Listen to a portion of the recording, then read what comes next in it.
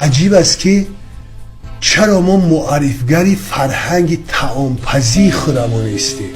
هیچ چیز من نکنیم در این همینه مقصد.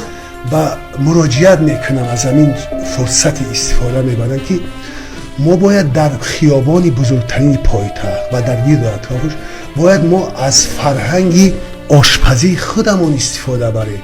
چرا بیگانه ها را اجازت میتیم یا به ما یک طعم های خیلی برای ما نالازم پیشنهاد میسازن و خیلی هم گران.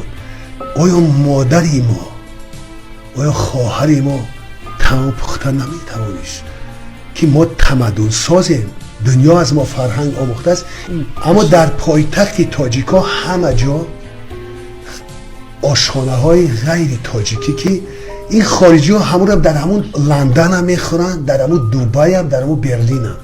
اینجا باید ما آشخانه های داشته باشیم که طعام های تاجیکی ما، آش پلای بامزه، آش بریده 100 نمود است، فطیرها، کلچه ها، من نمیدونم مثلا طعام های قدیمی مثل که گذشته های ما همه جا همه یک قروتاب گویا دیگه هیچی نباشد.